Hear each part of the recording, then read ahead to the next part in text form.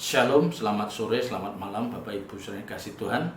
Ya, hari ini Selasa 28 Mei 2024. Mari kita persiapkan untuk kita mendengar pesan gembala. Ya, kita awali di dalam doa. Segala puji hormat syukur kami naikkan kehadirat-Mu Bapa. Kami bersyukur atas penyertaan dan pemeliharaan sepanjang hari, dan tiba saatnya kami akan belajar sebagai kebenaran firman-Mu. Urapi hamba-Mu, taruh perkataan-Mu dalam mulut bibir hamba-Mu, biar apa yang hamba-Mu sampaikan itulah kebenaran firman yang keluar dari isi hati-Mu, yang akan menjadi berkat kekal bagi setiap kami. Di dalam nama Tuhan Yesus Kristus kami serahkan jalan pemberitaan di dalam tangan kuasa-Mu. Haleluya, amin. Bapak Ibu saudara kasih Tuhan, banyak hal yang harus kita renungkan, kita koreksi dari hidup kita yang selama ini kita anggap benar. Ya, mungkin selama ini kita menganggap tidak ada yang salah dengan apa yang kita jalankan. Ya, tetapi kalau kita mau jujur di hadapan Tuhan, tentu ada pernik-pernik yang harus kita benahi, yang harus kita koreksi dari hidup kita ini. Ya, dan orang yang bertumbuh, ya, orang yang bertumbuh terus, ya, akan terus dipakai Tuhan adalah orang-orang yang memperkarakan hidupnya di hadapan Tuhan. Ya, dia menyadari bahwa dia menyadari bahwa dia bukanlah orang sempurna, dan masih banyak hal dalam hidupnya yang masih perlu dibenahi, ya, diperbaiki.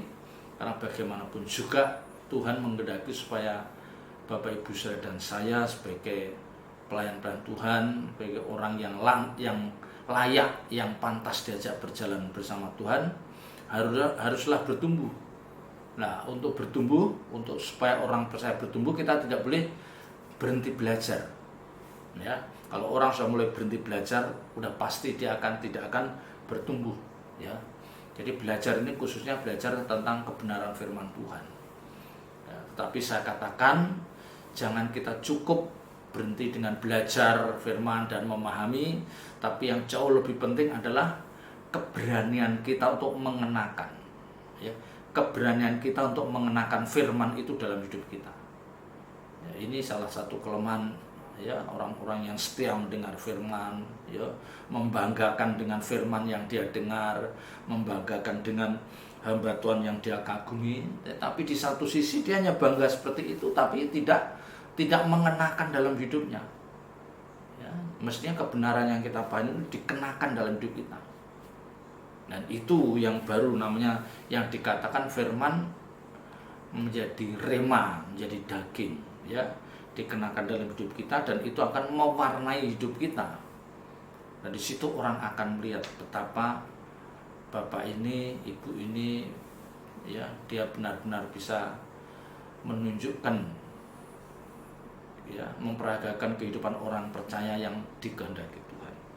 Saya mengajak Bapak Ibu saudara melihat di dalam satu ayat di dalam Injil Lukas pasal 17. Injil Lukas pasal 17 ayat yang ke-32. Ayat ini pendek, ya, bahkan sangat pendek. Tetapi di balik ayat ini kita akan menemukan pesan dari ayat ini. Ya, di balik ayat ini kita akan menemukan kebenaran-kebenaran yang akan memberkati kita. Kita lihat, ya, Lukas 17 ayat 32. Ingatlah akan istri Lot. Ya, udah cukup sepenggal itu. Ingatlah abstrak. Ingatlah akan istri Lot. Ya. Udah. Ya, udah banyak segitu. Jadi kita disuruh mengingat istri Lot. Nah, ketika Bapak Ibu saudara diarahkan untuk ingatlah akan istri Lot, tentu kita akan ingat peristiwa apa? Sodom dan Gomora. Sodom dan Gomora, di mana Allah, ya, menunggang balikkan dunia ini dengan api belerang yang turun dari surga, yang turun dari langit. Ya, yang semua ditunggang balikkan, dibakar oleh api belerang, yang akhirnya tidak seorang pun tersisa, mereka terbakar. Karena kita tahu bahwa di kota Sodom ini kejahatan sudah sangat memuncak. Ya, kejahatan sudah sangat memuncak dan itu sedih, pilu, berduka Allah melihat tingkah pola manusia seperti itu.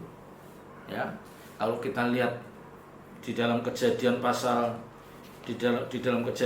19, ya, mulai dari ayat 19, ya, di mana Lot menerima tamu 2 orang malaikat itu, tetapi penduduk Sodom mengejar mereka, ya, dia memaksa Lot supaya memberikan 2 tamu itu laki-laki, ya, dikatakan bahwa biarlah mereka akan kami pakai, ya, ayat 19, Kejadian 19 ayat yang kelima. Mereka berseru kepada Lot, ini orang-orang Sodom, dia mendatangi rumah Lot yang mereka tahu bahwa Lot menerima tamu 2 pria ini, yang itu adalah malaikat, ya, malaikat utusan Allah. Di manakah orang-orang yang datang kepadamu malam ini? Bawalah mereka keluar kepada kami supaya kami pakai mereka. Coba, supaya kami pakai mereka. Ya, di balik kalimat kami pakai mereka, Bapak Ibu Saudara tentu tahu maksud kalimat ini, bahwa mereka adalah laki-laki yang menyukai laki-laki juga. Ya, maka ada istilah Sodom, kota Sodom. Dari kejahatan kota Sodom itu muncul istilah sodomi. Ya, perbuatan yang menjijikkan yang harus dihindari oleh siapapun itu. Ya, dari betapa bejat rusaknya orang itu, ya, maka Allah berkehendak untuk menghanguskan, yang menunggang balikkan kota Sodom itu. Ya, dikatakan perikopnya Sodom dan Gomora dimusnahkan, Lot diselamatkan. Ya, bahkan Lot menawarkan, dia punya anak gadis, kalau memang ini itu 2 anak gadisku, tapi jangan tamu ini, ya. Tetapi dia memaksa hal itu. Ini dari kalimat ini saya mau menunjukkan betapa bejatnya moral orang-orang Sodom itu. Ya. Nah, olehnya kenapa Injil Lukas ini ingatlah akan istri Lot? Yang pertama kita ingat bahwa istri Lot itu hidup pada zaman Sodom dan Gomora. Ya. Istri Lot itu adalah sosok yang tidak menuruti perintah 2 malaikat itu supaya jangan menoleh ke belakang, tetapi ternyata istri Lot itu menoleh ke belakang, maka dia jadi tiang garam. Ya. Nah, kenapa sampai istri Lot itu sampai seperti itu? Tentu Lot sebagai seorang suami sedih, bahkan sangat hancur perasaannya ketika lihat istrinya menjadi garam, yang menjadi tiang garam. Tetapi kan kalau kita merunut posisi Lot, kedudukan Lot sebagai imam kepala, imam rumah tangga, mestinya dia bisa mengatur istri dan anak-anaknya itu. Ya, Lot tahu, istri dan anaknya tahu bahwa yang datang itu adalah 2 malaikat utusan Allah. Yang jelas dia dikatakan dalam Kejadian 19 ayat 15 dikatakan, ketika ayat 14, mulai ayat 14, keluarlah Lot lalu berbicara dengan kedua bakal menantunya yang akan kawin dengan kedua anak-anaknya perempuan. Katanya, bangunlah, keluarlah dari tempat ini, sebab Tuhan akan memusnahkan kota ini. Tetapi ia dipandang oleh kedua bakal menantunya itu sebagai orang yang berolok-olok saja. Jadi calon menantunya itu ketika Lot ngomong gitu tuh dianggap bullshit, ya, bahasanya gitu. Lu mimpi aja. Ya, mana ada Allah memusnahkan dunia ini, ya. Karena memang sebelumnya tidak pernah terjadi seperti itu. Ya. Sebelumnya belum pernah terjadi hal seperti itu. Ya. Ayat 15, ketika fajar telah menyingsing, kedua malaikat itu mendesak Lot supaya bersegera. Ya, jadi malaikat tahu ketika fajar menyingsing, dia udah tahu lah ini fajar udah menyingsing, udah mulai pagi.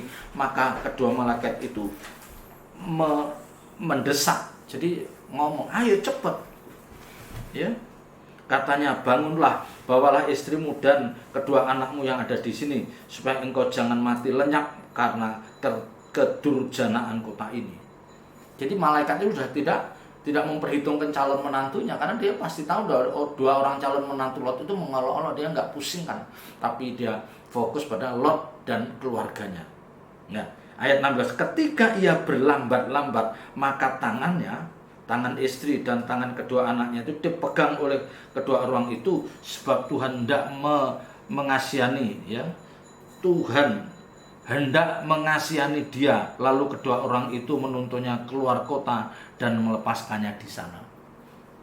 Jadi udah tahu begitu masih berlambat-lambat istri dan anaknya itu. Nah, mungkin istri dan anak-anaknya itu mungkin juga melihat atau menyaksikan sikap dari calon menantu Lot itu, yang dia seperti mengabaikan himbauan Lot itu. Jadi kedua anak ini dan istri Lot itu mungkin juga terpengaruh, dia antara percaya dan tidak percaya. Maka dikatakan, maka berlambat-lambat, maka tangannya segera, ya, ditarik, ya, dipegang oleh dua malaikat itu. Ya, jadi berlambat-lambat ini menunjukkan bahwa dia tahu bahwa bahaya sudah di depan mata, tetapi dia tetap tidak meresponi dengan secara pantas, dengan secara wajar. Ya, mestinya secara logika, ya, kan Lot itu yang mereka tahu bahwa dua orang tamu Lot itu adalah utusan Allah. Ya, pasti yang diomongkan benar. Ya, jadi mestinya bukan hanya Lot saja, tapi istri dan anak-anaknya, bahkan calon menantunya harus merespon dengan benar. Karena yang menyampaikan berita ini adalah utusan Allah, yang tidak mungkin dia menyampaikan sesuatu yang tidak benar. Ya, tapi dasar memang mereka itu masih meragukan, mereka berlambat-lambat, akhirnya ditarik oleh kedua malaikat itu. Nah, Bapak Ibu saudara, pesan yang penting yang mau saya sampaikan dari peristiwa ini adalah kita itu sejatinya juga tahu, ya, bahwa kedatangan Tuhan itu pasti. Kedatangan Tuhan itu pasti, sekalipun kita tidak tahu tepatnya kapan. Ya. Tetapi banyak orang mengatakan bahwa ini kita itu sudah di penghujung akhir zaman. Artinya tidak lama lagi kehidupan ini akan diakhiri atau berakhir. Ya. Dan ketika kehidupan ini diakhiri, maka tidak ada yang hidup dari semua makhluk di bawah kolong langit ini. Ya, artinya kedatangan Tuhan itu membuat semua kehidupan selesai. Ya, nah, mulailah dengan penghakiman. Orang harus mempertanggungjawabkan dengan apa yang dia perbuat selama dia di bumi.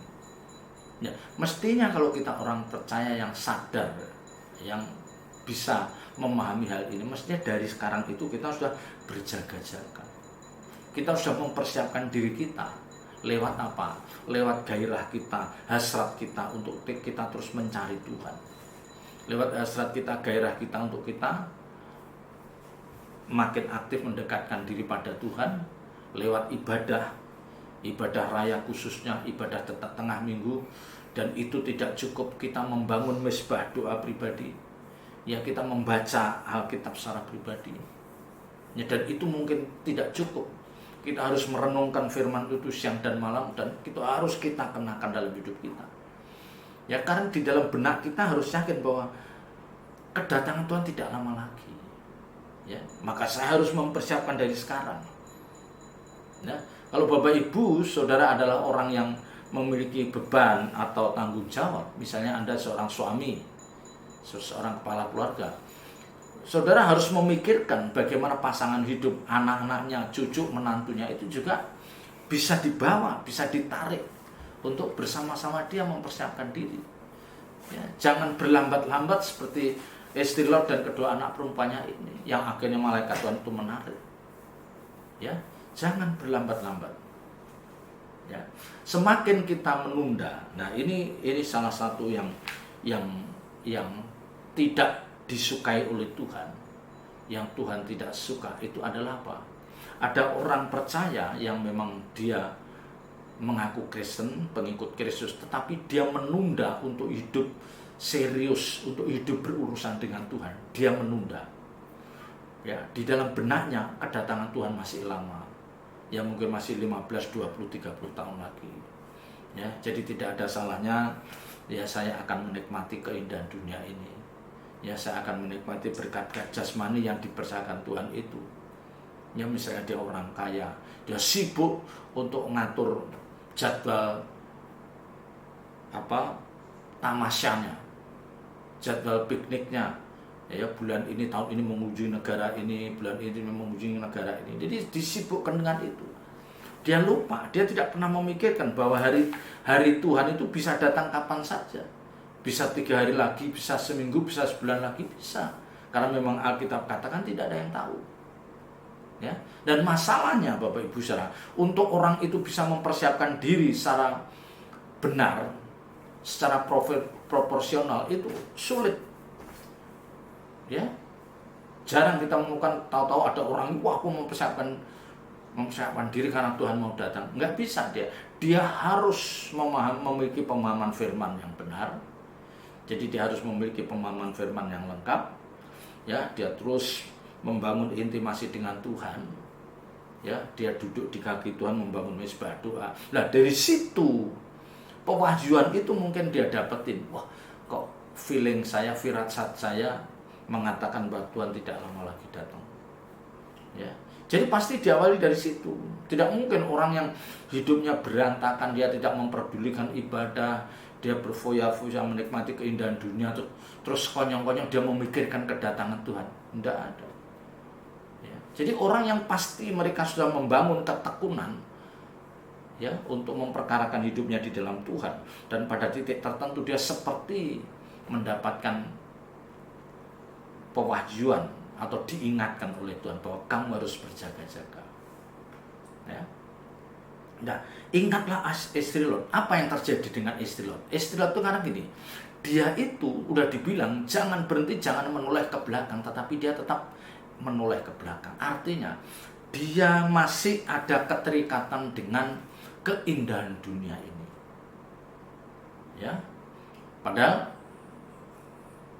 kalau Alkitab katakan, kalau kamu mengikut aku, jangan menoleh ke belakang. Ya, kita terus maju mengikut Tuhan, yang belakang biarin.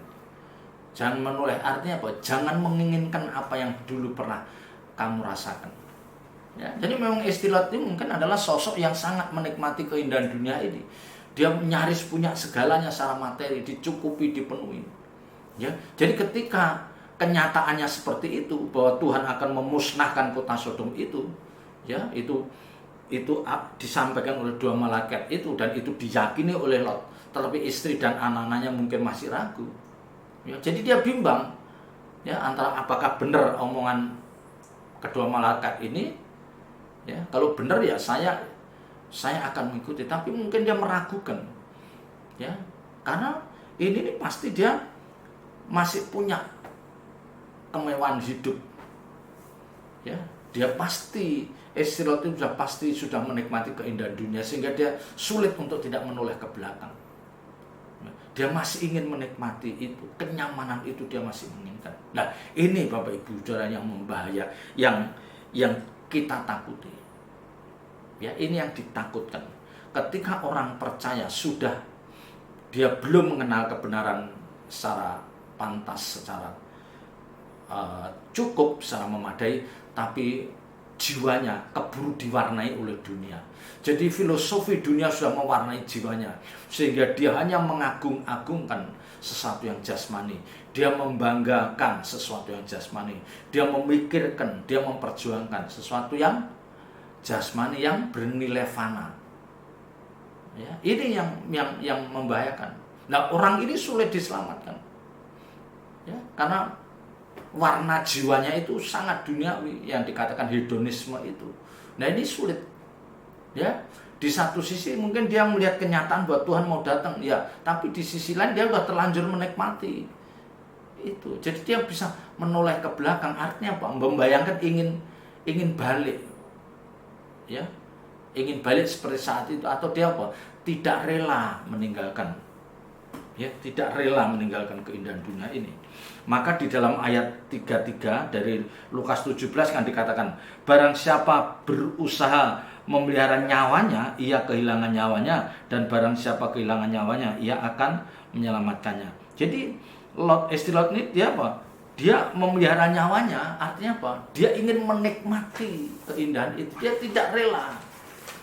Dia tidak siap untuk kehilangan keindahan dunia, tidak siap. Ya. Jadi katakan, barang siapa berusaha memelihara nyawanya, atau artinya apa? Sukacita dalam hidupnya itu dia dipelihara, ya, dipelihara. Dia akan kehilangan nyawanya, nyawa yang sesungguhnya. Dia akan kehilangan kehidupan kekal yang sejati, dia akan kehilangan. Ya, ini yang menyedihkan. Ya, memelihara nyawanya.